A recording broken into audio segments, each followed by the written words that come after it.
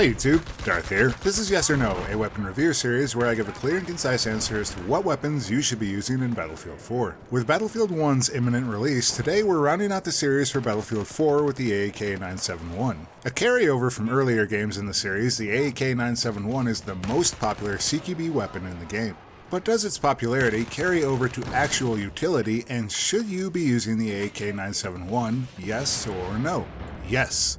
The AEK-971 is one of the top 5 assault rifles, including the 3 Amigos I discussed earlier on this series, and the SCAR-H. It's a weapon that, while sometimes hard to control, I can't fault, as when it fails, I feel like I'm to blame and not the actual weapon.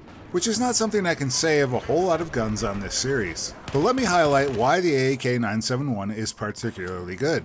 The damage output of the AEK-971 isn't the highest in the game, but it is substantial enough to down whole squads in a single magazine in the blink of an eye. With a minimum time to kill of just 269 milliseconds, it's the 3rd fastest killing assault rifle. Only the FAMAS and Bulldog are faster up front, and their differences amount to generally less than a single frame of the game. With a rate of fire of 900 rounds per minute, the AEK-971 is substantially easier to control than the FAMAS, but not quite as steady as the Bulldog. That being said, this rate does become a major asset when matched with its assault rifle damage model in CQB, especially when you have players making radical maneuvers in close quarters. You're going to hear a lot of comparisons to the FAMAS and Bulldog in this video, and it's because the AEK brings a lot to the table that those two guns do not. The magazine size in particular is somewhat noteworthy on the AEK in comparison to those two weapons. At 30 rounds per magazine and 1 in the chamber, it has 5 and 10 rounds more than the FAMAS and AEK respectively. This is a pretty distinct advantage over those two weapons in keeping the AEK relevant in long firefights. Compared to your average assault rifle though, it's pretty typical. Speaking of average, the 2.3 second short reload time is nothing special. However, compared to the FAMAS and Bulldog, it is substantially shorter. The FAMAS is 2.8 seconds in its short reload, and the Bulldog is also a fairly meaty 2.5 seconds. Even the long reload on the AEK of 3.6 seconds is more forgiving than the FAMAS, though it is longer than the long reload of the Bulldog. Just be sure not to mag dump too frequently, and it shouldn't bite you too hard. So why do I like the AEK-971 so much compared to the FAMAS and the Bulldog? Well, those two weapons have the AEK beat in pure firepower, but reliability and endurance are definitely in the AEK-971's corner. It's not as much of a struggle to master as the FAMAS, and it has more lasting power in CQB than the Bulldog. But let's talk about the things that are not so great on the AEK. At just 580 meters per second, the AEK is one of the worst bullet velocities in the assault rifles of Battlefield 4. This is a definite limitation you'll notice when attempting to engage moving targets at medium and long range. Once you get accustomed to the weapon's drawback, it's easy enough to compensate for. Additionally, you should be primarily using the AEK-971 on CQB maps where it is more relevant and this problem is less apparent. With a first shot recoil multiplier of 2.55 times, the AEK-971 is tied for the highest recoil multiplier in the game. Among the assault rifles, it's even worse than the FAMAS, and this weapon kicks like crazy on the first shot. Combined with its high upwards recoil, this could make the weapon very unattractive for players concerned with high upwards recoil, particularly players using controllers. The first shot recoil multiplier is only part of the problem, as the AEK-971 has one of the highest combined recoils in the game. At 0.42 degrees up, 0.25 degrees left, and 0.45 degrees right, that combined recoil and multiplier recoil of the AEK-971 is the 3rd worst in the game. Behind what, you might ask? The FAMAS and Bulldog, yet another reason why I find the AEK-971 more reliable than those two weapons. Like the other high rate of fire weapons, the AEK-971's spread is rather atrocious. The spread increase per shot is 0.117 degrees, while the spread decrease after shooting is 7.7 degrees per second. Only the FAMAS is worse among the assault rifles. The overall message this stat conveys is that you can't hose with the AEK and expect to hit anything beyond your nose. Those are the main detractions of the AEK-971. There's a lot to like about the AEK-971 and CQB in particular, and it has more aimed power than its two main competitors at longer range. Unlike the Bulldog, I didn't feel the need to constantly run it suppressed, as I always had enough ammo on hand for most CQB problems. In fact, the resource I ran out of the most when playing with the AEK was health. But before we talk tactics, let's compare the AEK to some other weapons to see how it stacks up. In the short game, it is close to the FAMAS and Bulldog in terms of firepower. However, it does lose to those two weapons in a straight up battle. What I prize the AEK-4 against these two weapons is its other advantages. It's not the fastest killer, but it definitely feels like the most reliable and least headache-inducing. Against longer range weapons, well, the AEK loses a lot of its advantages beyond 12 to 15 meters. Like I said earlier, if you want to get the most out of the AEK, you need to use it on maps where CQB is the name of the game. Like its counterparts, the AEK-971 kicks like crazy.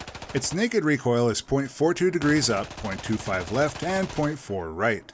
With a first shot recoil multiplier of 2.55, it's going to kick hard on the first shot and go roughly up and to the right. Controlling the recoil, at least on PC, is as simple as pulling your mouse down and to the left. Guns like this are why I like playing on PC with a mouse. I'm pretty atrocious with a controller's analog stick, and I can't imagine doing this while moving and shooting on a console. Countering the recoil of the AEK-971 is only half the challenge of this weapon though. To counteract that pretty vicious spread, you'll have to fire this weapon in 5 to 6 round bursts. That'll give you your kill shot, but at longer range, you'll find that this burst pattern is unreliable. For those ranges, I'd recommend switching the AEK-971 to burst fire mode. This has the advantage of moving that ruinous 2.55 first shot multiplier to the third shot, giving you time to line up your shots a bit better. As I just said, running the AEK-971 in burst mode is a good way to learn the ropes of this weapon. It transfers the worst part of the recoil to the third shot, and it lets you get a good feel of bursting the AEK. If you're new to the AEK-971, I'd recommend starting that way. Once you've got the hang of the discipline you need, you can go full auto. Switching between burst and auto is still a good way to hit long-range targets, just be sure you don't forget which mode you're on and get caught. Additionally, burst fire is a pretty good idea on hardcore as you only need 3 bullets to kill at ranges of 45 meters or less. Otherwise, the AEK-971 is pretty simple. As long as you can keep this beast on your target, you're going to win almost all engagements, heads up or otherwise. At least at close quarters. And that's why you need to keep this weapon in its sweet spot. Remember, that's less than 15 meters. For me, that meant running smoke as the way to get between cover when I was in the wide open.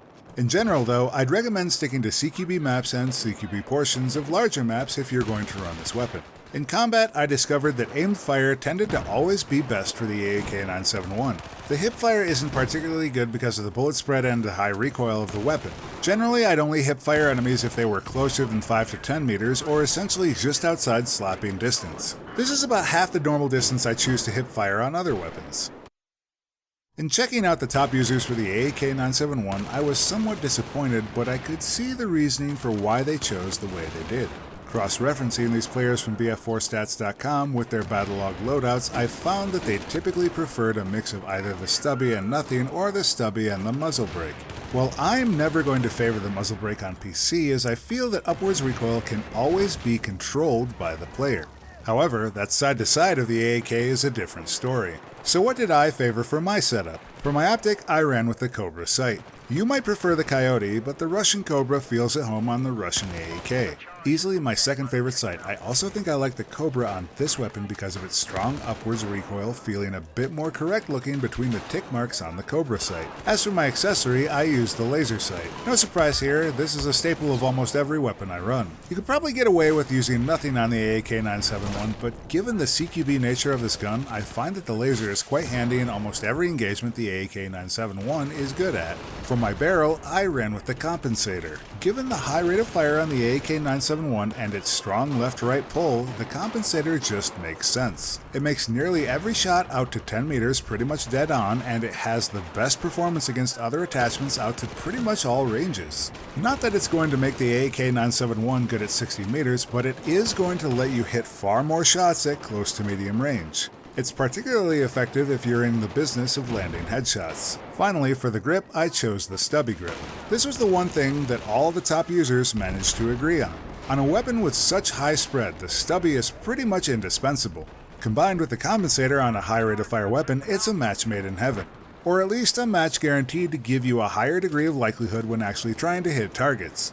I did try running the AEK-971 with a suppressor, but I found that to be relatively unnecessary on a weapon with such fast killing potential, particularly when it has a better reload time and ammo load than its two counterparts in the FAMAS and Bulldog. The AEK-971 is probably the most versatile close quarters assault rifle. It gets beat by fractional differences from the FAMAS and Bulldog, but it makes up for those deficiencies by just being more reliable. It's a solid yes, as I believe it to be one of the top 5 assault rifles in Battlefield 4. If you want a weapon that is a bit more reliable at range, you'll definitely want to take a look at the M416. Being my favorite weapon in the game, I have a definite affinity for its fast reloads and versatile time to kill at most ranges. If you absolutely must win the time to kill war, then look no further than the DBV-12. A semi-automatic shotgun, if the first shot doesn't put down your target, the second isn't much further away.